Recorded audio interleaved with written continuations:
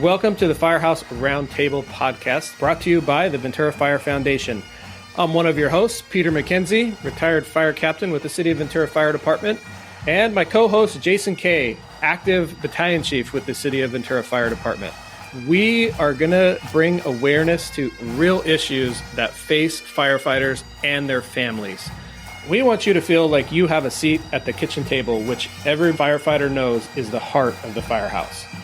Let's get right into the episode. This is Joe from Ventura Fire Foundation.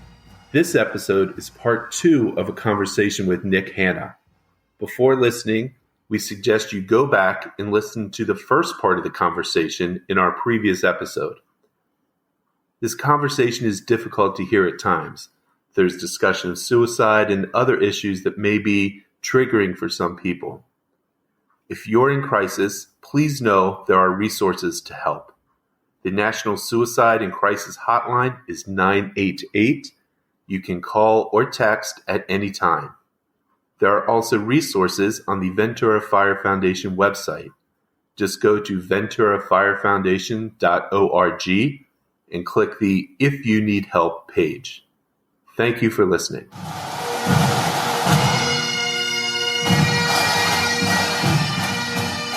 Is Deer Hollow, when you talk about that, is that a first responder specific place?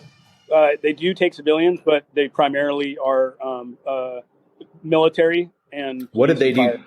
Washington, a lot of. What did they do differently than everybody else that actually had some positive effect on you when you were there? They use the IFS system, the interfamily system, and they don't coddle. They dig into your past and they rip you apart. But that's what you have to do to get through the therapy to do this stuff. Like, in my opinion, that's the difference. Okay. Is they focus on trauma and they actually they actually have you do assignments. You have to go up in front of the other people in the group. It's very specific, and I mean the data is there. Their success rate is way higher than any other PTSD clinic. They don't want to take your money. I mean, they want to take your money. They're a business, but they're, you know what I mean. They're not. It is their specialty. Jason, before we get into like what happened when you were there, I think it's important to say, what should somebody do in a similar situation to get there quicker? Like that's like, as far as helping other guys who are suffering, how do you get there? And I mean, who got you there? And do you know what that backstory looks like? Obviously you probably don't remember in the moment, but now I had already filled out the application. Like I had already inquired about Deer Hollow, and my workers' comp denied it, of course, at first. And they sent me to, this is the other one. I got sent to another program before Deer Hollow, and it was terrible. It was from 9 to 1. It was through this generic company. I ripped our workers' comp. Obviously, I know the workers' comp thing from being the union president, and as Daryl would say, I was the glass fireman, so I knew the ins and outs of the workers' comp, right?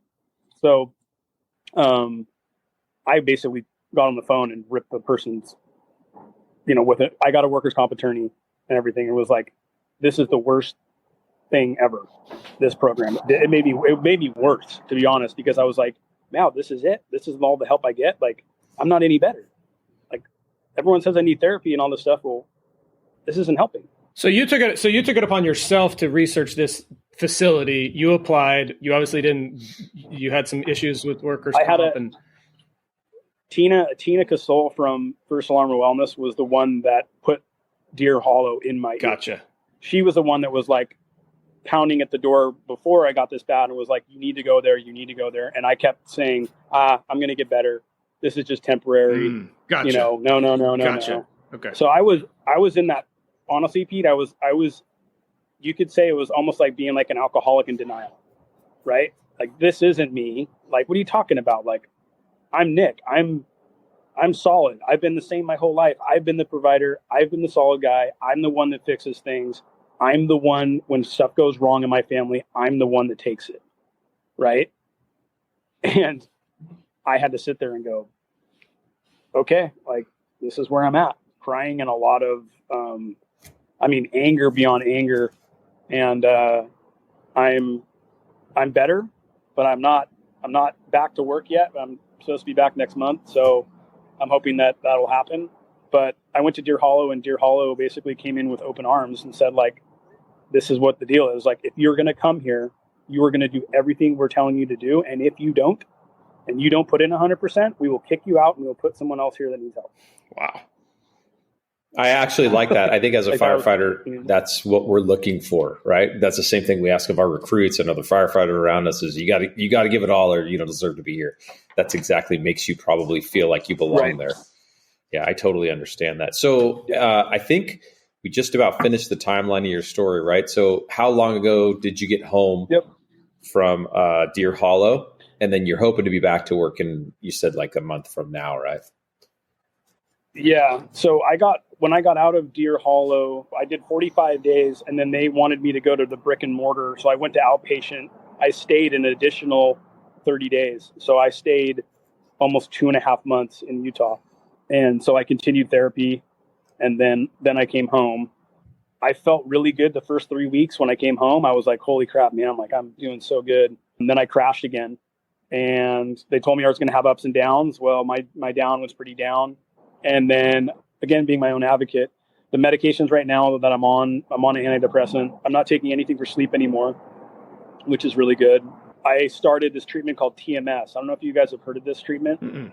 I'm not sure. What's it stand for? So it's transcranial magnetic stimulation.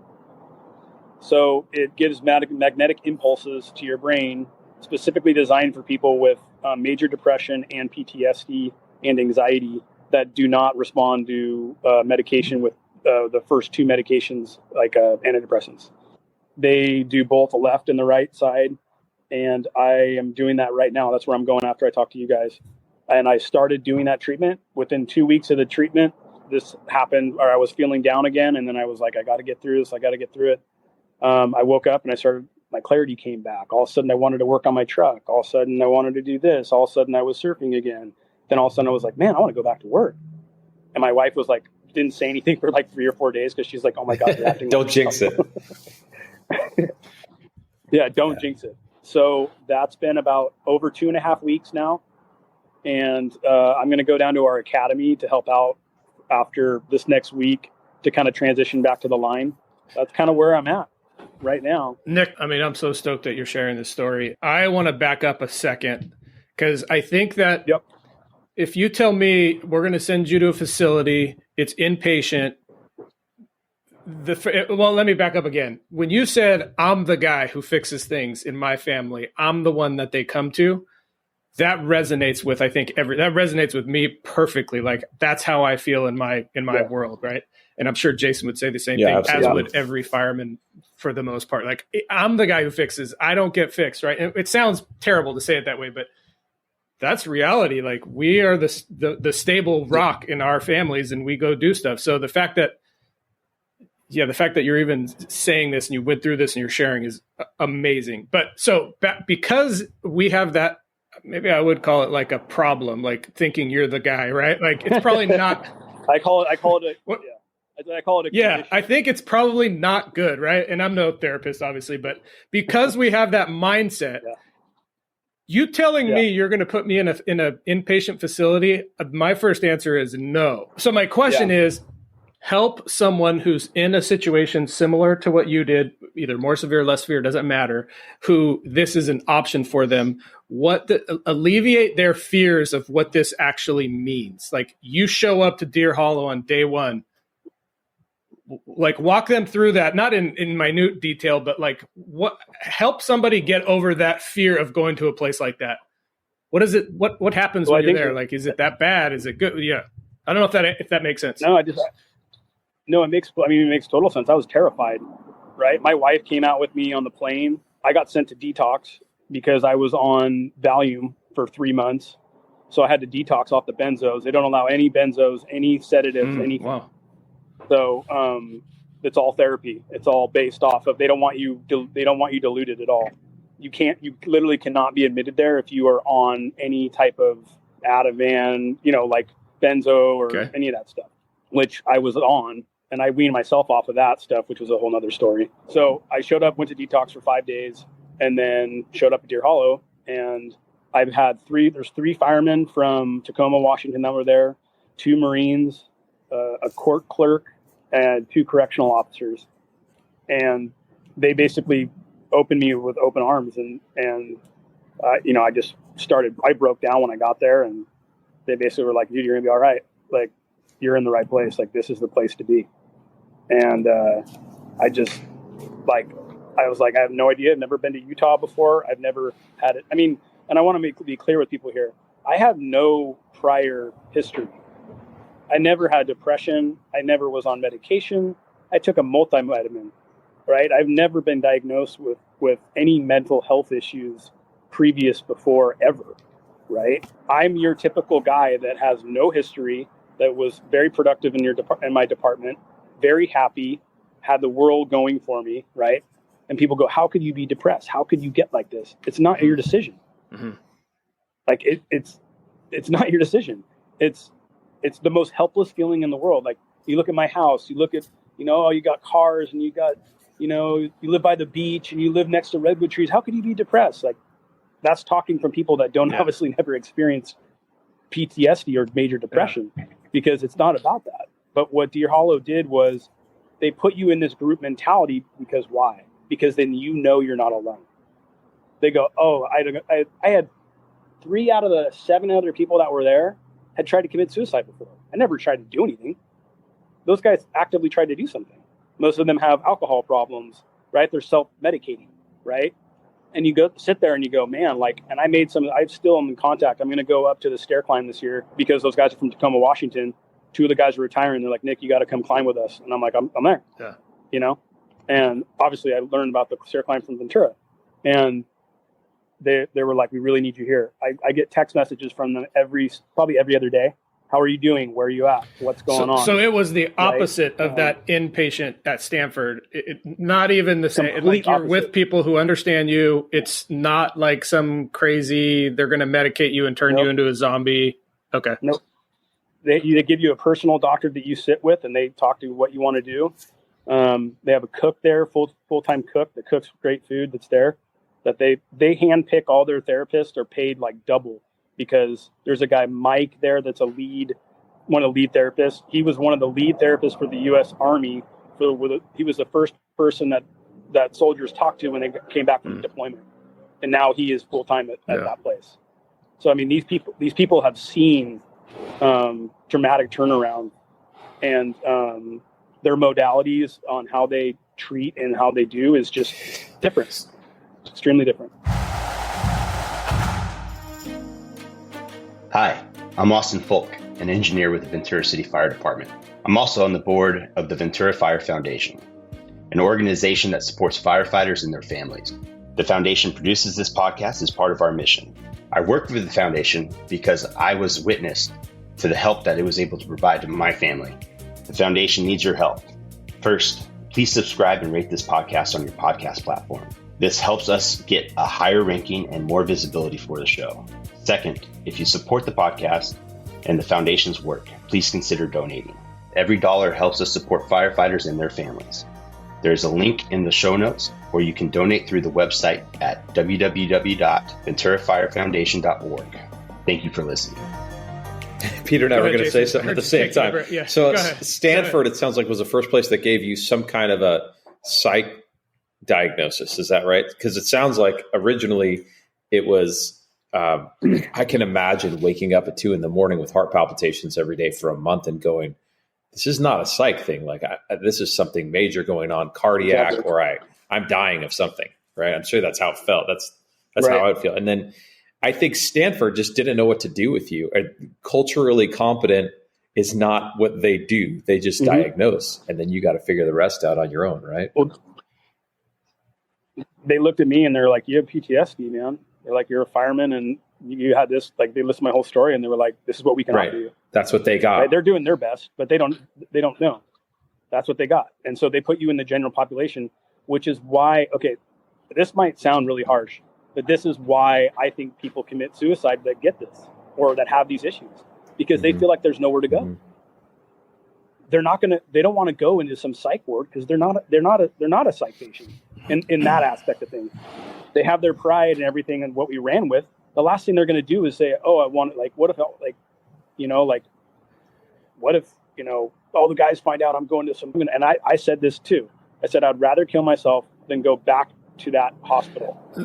Let me share one story here, because this is so enlightening, because I had the guy who got me into the fire service, a kind of a mentor down in San Diego, killed himself. I went to his funeral like 6 months ago. Our foundation donated to his family. Like, he literally, I wasn't in daily contact with him by any means, but he's actually the best friend of my brother. But what you're describing is what they were describing about him at the station. Yeah. And then he filed a workers' comp claim, and guess what? The city denied it. And it was like 2 weeks later, he killed himself. So, I mean, I'm sure it was so similar to what you're talking about. And it's so upsetting because it didn't have to happen. It didn't have to go down like that. Like, and you're a perfect example of what could have happened. Like, it's really pissing me off. It was, and I was, even right now, like I'm probably 90% is what I would probably say I'm at. I'm not at 100%, but I might not ever be 100%, but I'm okay with that. You know what I mean? Like, and I have to be okay with that. But I mean, this way, at least I'm happy. I'm functional. I'm with my kids. My wife's smiling again. I mean, it's like, literally this last 10 months has been the worst thing I've ever gone through in my life. And I've been through some stuff. And this is like, and like, the more I get into it, the more I'm like, holy crap, man. Like, this is why our rates are so high. This is why this is such an epidemic, because luckily I'm one of the ones that just hung on long enough and found something that's working. Like right now, I can't tell you what's working exactly. Am I on medication? Yes. Am I taking this other treatment modality with TMS? Yes. Are they both working? Yeah. Well, I'm taking a supplement regimen too that I'm doing as well. But basically everything that I took right now, where I'm at, I'm like, freeze it. Freeze. Don't change anything. Just keep doing with what I'm doing, because it's working. And I don't care what is working as long as it's working. So probably for 6 months. And then I'll probably ease off the medications and go, oh, that was really bad. But also knowing that I'm going to be going to therapy for the rest of my life, right? I'm going to have to commit to doing meditations. I'm going to have to commit to journaling. I'm going to have to, all this stuff that I was like, this is not me. Like, what do you want me to journal? What do you, like, after journal, like, and it was like, I had to tell myself, and my wife was like, today, my wife goes, did you meditate today? And I was like, no, I haven't yet. She's like, I'm going to go work out and you're going to meditate. And I'm like, you brought up one thing, this without naming names on our podcast, because I think it's sensitive. When you said this is working, freeze everything, I have to keep doing this. I mean, we have an issue going on right now where somebody found something that was working, and it's a problem. Yeah. Like, if those things aren't like sanctioned or whatever, and that, like, is pretty crazy to me. Well, and it is crazy with that in the aspect of, so I'll be honest with you, if this wasn't going to work, if I wasn't going to feel better, like if I wasn't feeling the way that I was going to feeling, I was going to get off all my medications, right? And try some alternative methods, because there is major truth and facts that these are helping firefighters and they are helping vets. That's there. That does work. And we're going to be having a whole different conversation in 5 years from now. It'll be a whole different podcast on that. I want to circle around to your family. So, like, obviously, this had to have been hard on Rory. Talk to us about, like, big time. Talk to us about that. She is extremely. She came from kind of the same background that I did. Somewhat of her upbringing wasn't the best either. With alcohol, alcohol was an issue with her parents. She took everything and clammed up, but she has a tight group of like 5 girlfriends that she really confides in, and I think that was like the saving grace. She was the saving grace for me. Honestly, I don't know how she did it. I don't. I told her, I said, I wouldn't be here if it wasn't for you. And that's the honest truth, because she held our family together when I was completely when they say you're paralyzed by this, you're literally paralyzed. It's like, you can't function. And that can go on for who knows how long. Like for me, I'm screaming at the doctors, like, how long is this going to go on for? They're like, forever, how long it's going to go. It ain't going to be forever. I kept hearing that. This isn't forever. This isn't forever. You're going to be all right. And I started not believing that. What kind of because I think one of the things we're trying to do with the foundation is focus more on the families. Like Rory wouldn't put it this way, Pete. Rory was not reaching out. Like we had members from our department reaching out to her, but it was so personal to her. She didn't want the help. Like we had like my captain drop by some like grocery stuff, and she was like, "What the hell are they dropping off groceries for?" Like I just got groceries, and, right? Like we just want to help. We want to do anything. So there's a lot of similarities. The firefighters just want to do anything, and want to do anything. Peter was asking you a few times, like, what would you say or do differently to somebody else who's going through the same thing? I think what we really hit on was culturally competent. We've said that in a ton of our podcasts. Like you got to go somewhere that gets first responders. It's such a different culture and mentality, and what we see and deal with, from sleep deprivation to the calls we run on and all that kind of stuff. More susceptible to being ill, like you did when you got influenza A. Two questions. First of all, is this did this timeline start December 22, or was it last year? Okay, so this is all in the last 10, 11 months. Okay, 10 months. And then my second question is, when you talk about workers' comp, and you got a workers' comp attorney, which I would recommend for anybody who's dealing with major workers' comp issues in any system, as soon as you kind of figured out your path for workers' comp, did they end up covering Deer Hollow? What did they cover? What would you recommend for somebody who's struggling with this stuff on the financial end like that? So the way that I worked out for me is you're going to have to be the one to do your research and bring it to them. So I researched Deer Hollow got it from a therapist, right? My therapist, or not my therapist, Tina, who is a therapist, but she was kind of almost like an operations chief of therapists, right? And she was the one that she's like, I'm going to go to bat for you. And she sent an email basically to this psychologist. It was like, this is where he needs to go and this is why, right? And so she helped me out with that. And his response was, well, there's a local one here that does PTSD treatment, which was he ran, right? And was like, this one's fine. It offers the same thing as it. So what did I do? I took the lower fruit. I said, I don't have to leave. I don't have to leave my family. I'll go to this one. It was garbage. It was wasted, the biggest waste. Yeah, and I'm sure it sours your whole experience for PTSD treatment centers. And you got to kind of re-find that fire to be able to get out there and go again. Go ahead. Sorry to interrupt you. No, I'm just saying that I think what I would do with people is, if you're suffering from any of these types of things from PTSD, is go to get therapy right away. If it's starting to affect you at home and it's starting to affect your job, is that it's not going to get better, it's going to get worse. And the sooner that you can go in and recognize that and get help, the sooner you're going to get better.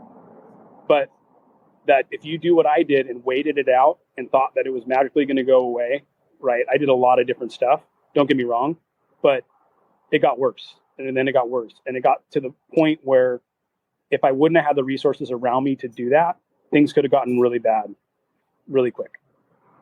And so my other suggestion would be have 2 or 3 firemen that you can call, that you can trust, that you can go, you know what? I'm feeling like jumping off a cliff today and I need your help.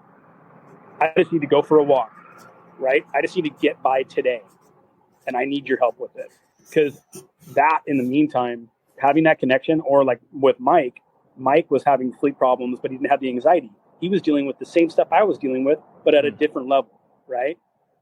So you got to have connections. And this is where I think the mentorship program and the peer support program. Yeah, one of the things you're saying right now, it makes me want to go to our peer support team and go, hey, when everybody's good, when they start the academy, or at some point, we've got to do some kind of a check-in when they're good, in case any of this stuff ends up hitting them, that you can go, hey, here's your 2 or 3 contacts. Somebody reach out to this guy who's within that kind of inner circle. And who knows if they'll accept that help at that time, but at least there's that effort. the problem is with the mentorship and the peer support. I feel like the mentors should be peer support as well, because if they're the ones that are contacting them and are intimate with them and they trust them, like how I was with Mark Nielsen when he was a mentor and I wasn't there, right? They should be a peer support as well, because then they can recognize if things are wrong. And when they are wrong, they know what to do.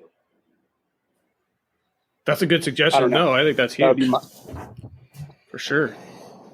Well, I got to say, I mean, I'm sitting here silent, absolutely captivating. So I just totally appreciate you coming on the show.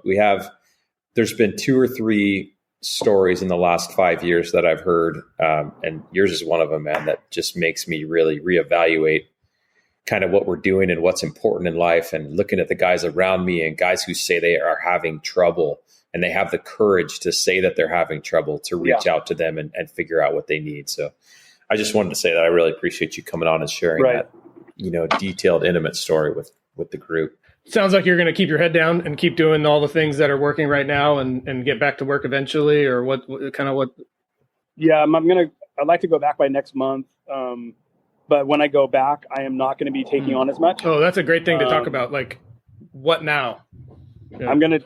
I'll probably take on 2 things, right, and do them really well. But it's going to be hard for me to do that because I'm still like, oh, I'm back. I can do this and this and this and this. But is watching myself, and to be honest with you, is taking that time with the family, taking it more than I used to, and not taking advantage of it. My kids are young. One of the things that you said, enjoy my kids. Yeah, and also your family is most important. One of the things you said early on was that you took a big role on the union board. When I was on the union board, I felt like that was the most controversial, confrontational, stressful thing I think that you can do on the department. So my suggestion is, if obviously we need a strong union membership leadership, if you're going to do that, take even an extra precaution when you're in that role, because when you're sitting across from your bosses trying to fight for your guys, it's a tough place to be in all the time. I would go one step further, is that if being a union president is the closest thing you can be being a chief officer, but not being a chief officer, right? Because you're kind of that ringleader of almost the operations side, but then you're the voice. And if you're like me and you care, most people that take that position care, or that are on that e-board care, because it's more work, right? Everyone goes, oh, I don't want that job. I don't want that job. But it's one of the most important jobs that we have for our brothers. So much responsibility. But that's why I would say nobody should be taking that position for an extended period of time, right? Everybody should rotate through that to relieve the stress on those people, but also understand it and appreciate it. And also that keeps everybody fresh, right? So yeah, you shouldn't be a union president for 4 years straight. That's crazy. I don't know. That's my opinion on it. I think it's good that you're going to reevaluate and do less, which sounds crazy, right? But I think you did too much, and I'm not saying that's why, obviously, but I think that it's all about new practices going forward. Yeah. Like, what did we learn? And it sounds like that's one of the things you learned, is do a little bit less. I mean, we push ourselves to the physical limit all the time, right? And focus on that forever. And I've done that forever. Push. I didn't think I had a mental limit. I was like, I've done all this. I've had this messed up childhood and did all this. I was successful. I've got a family. I've got all this. I can take it all. And then we all went, boom. And what I hear is that there is hope. You are going to be okay, but you got to put in work with it like anything. And I was one of those people that was like, the earlier you can accept it and just keep that hope and grab on to whoever that might be and just hold on. Because now that I think about it, could you imagine? I think about it like this way. What if I would have killed myself? I'd be up there looking down, and this is what I think about. My brain's obviously a little off. Is whoever's sitting there, God, whoever's up there, right? Whatever is up there that's something higher than me is going, look, all you had to do, buddy, was wait 2 more months and you would have been okay. That's heavy. Right? Yeah. That's how I think about it. And it's going 2 more months, dude, you'd still be down there with your family. And I'd be like, how pissed am I going to be sitting up there? And then I'm going to see all that pain that I looked on my family. Yeah. No. I think that's totally, that makes sense. Yeah, that's good. I'm pissed because my buddy didn't do what you did, and it wasn't even his fault, right? Like he tried, and well, that's a testament to you. You're like a pit bull. Like you didn't. They denied you. You could have just stopped. Could have stopped, but you didn't. It's taken everything, like everything, and I just hope that I can keep getting better. And I hope my goal is to do stuff like this and be more of an advocate for people to look and go, look, I am here, somebody that did go through something. I'm back on the line. I'm got my life back together. I'm different, but there is hope. You know what I mean? And the more people that say it, and that vulnerability thing I was talking about, I spilled my guts to 7-8 other people that I had never met in my life on the heaviest stuff ever. Right. But that's what you have to do to get past it. Otherwise you're going to be stuck in that hell, you know? Yeah. Yeah. I want to say that I'm personally so grateful that you did everything you did and that you're here to help other people with this. I'm really proud of you. I'm bummed that you had to go through it, but I'm stoked that you came out the other side. And if what you just being here or in the course of you talking to other people, if we keep one person or two people from like shaving down that learning curve and jumping into something that actually works before they go through the 6 months of hell that you went through, then that's a victory. And that's a testament to who you are. And I'm super stoked and proud of you. So that's what I was going to say, Nick. I would say you're a warrior, man. You were at the lowest low and couldn't even move, and you were still moving forward and pushing forward to get help. Awesome. And that's a testament to Mike and your family, and especially you. No, I really appreciate you guys having me on and talking with you. And if anybody needs anything, my phone's always on, you know. Thanks, Nick. Really appreciate you hanging there. Don't be shy about reaching out. Yep, absolutely. Yeah, and again, any questions or further, whatever, let me know. And I really appreciate you guys having me on the show, and I miss you guys a ton. Yeah, man, it's great to see you. We got to figure out a time to hook up again. Yeah, all right. Feeling is mutual. Thanks, Nick.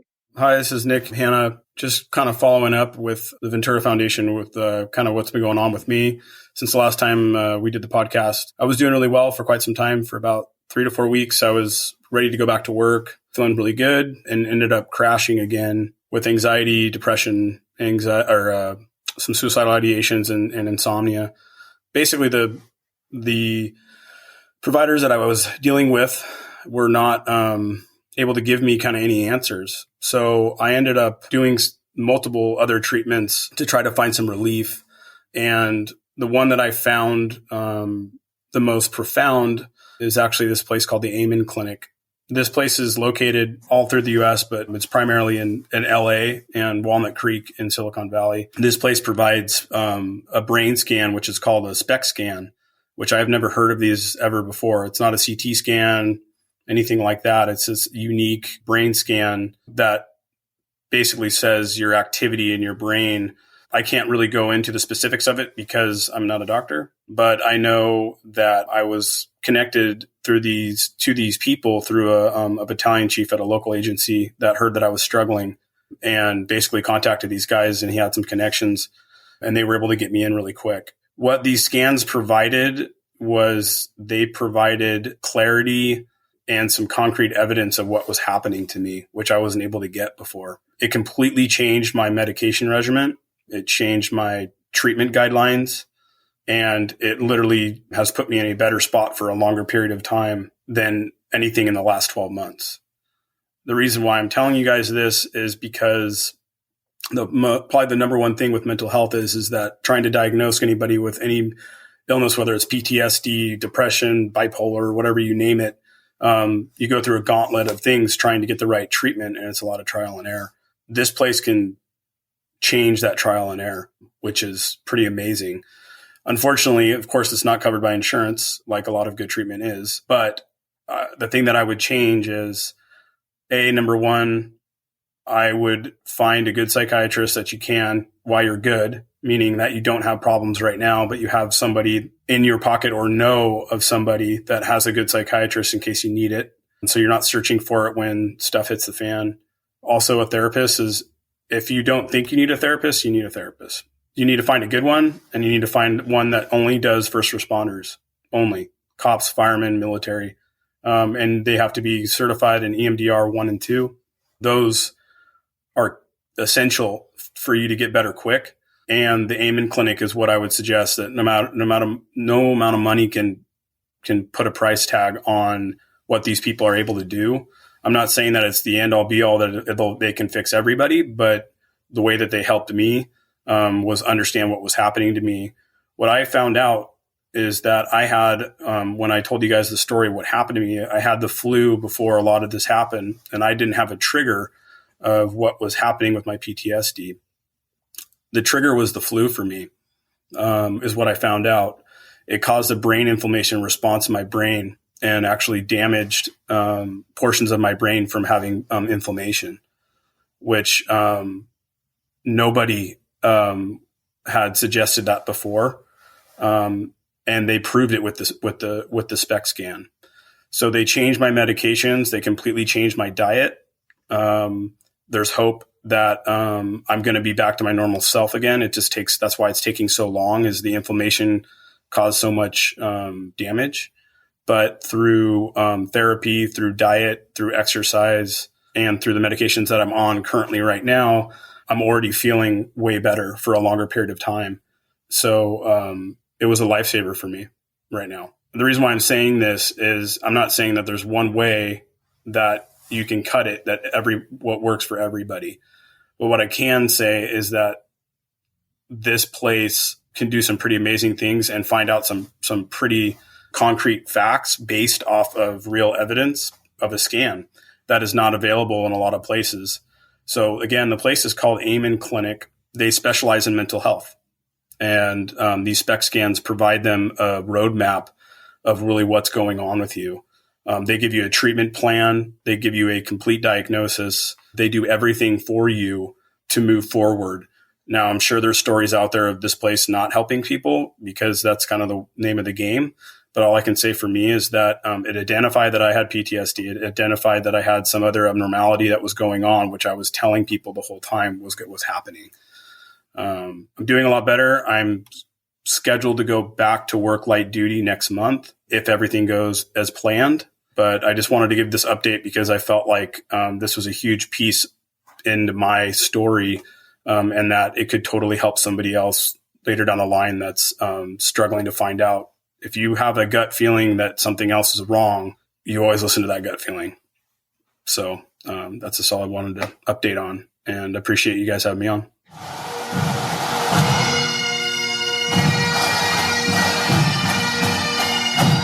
Wow. That was a heavy story with Nick. I'm so glad that he's doing better. It's kind of speechless. That was one of those stories that I was taken aback by and enthralled by, and I just kind of sat here quietly and listened to his whole story. It was so interesting. And, it was very interesting to hear that it presented itself not as something that we would think of as anxiety or mental health, but it was very medical related at the beginning. And the doctors treated him for medical issues at the beginning. And how much time did it take before, all the prescriptions and the medical diagnoses? And he ended up having to go to Stanford before they figured out that it wasn't really a medical thing. It was more of a psych thing. Definitely impressed that he was just kept going, kept putting the work in, which is no different than how he was physically. Remember, he would never quit. Him and Mukes would just be going blow for blow until they would drop dead, right? Yeah, serious workouts for way longer than I can work out for. Yeah, translated into how he attacks this problem as well. So I think it was awesome to hear. I know there's, guys that are currently suffering in the beginning stages, in the middle of it, doesn't matter. It was a good story to see what the other side looks like and what all the struggle was leading up to that, which I know I'm going to research that genetic test because I didn't even know that existed, which seemed crazy, but anyway. Yeah, that seems really cool. Also, Deer Hollow. Thank God there's places like Deer Hollow that are specific for first responders. And I feel like those places are saving firemen and police officers' lives as well, and military. So I just wanted to restate, if there's anybody out there who's currently struggling with mental health crisis, call or text the number 988, and immediately somebody can help you if you're in crisis. Awesome. Thanks, Jason. Yeah. Great week. We'll see you soon. you.